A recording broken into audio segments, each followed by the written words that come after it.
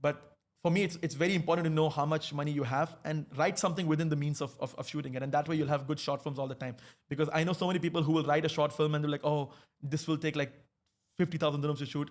And then I'm like, yeah, but you'll never get that money unless you are. I know some people who are independently wealthy, and they have I know this guy who was a pilot, and every like 3 months he would shoot like a 50,000 dirham short film.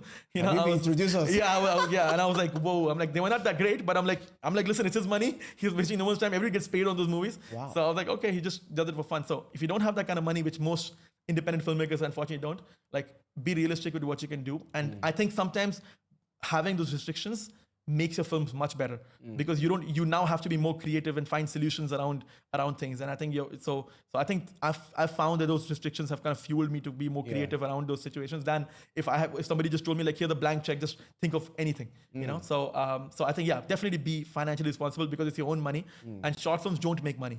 You know, that's the way. You know, they are a calling card. They're just a way to sort of let people know what you're capable of. Like something like Amber is hugely successful for me because yes, it played in festivals, it got awards and stuff. But the feature films that I'm working on now are in the range of like $1 to $2 million budgets.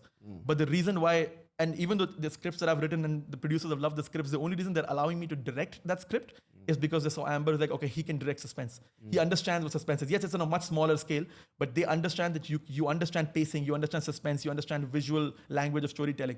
So that's what the eventual goal of a short film is. You know, not to make its money back, but hopefully it's a learning tool, which is amazing. But also hopefully you can tell people, hey, give me some more money and I'll show you what I can do because I can do something with nothing on this level. So treat it as that. So that's why you have to be responsible on your money. Unless you're rich, then go crazy. Then go crazy with it. Of course, if you're rich, nothing matters. You know, when it's your money, just go crazy. Just go crazy.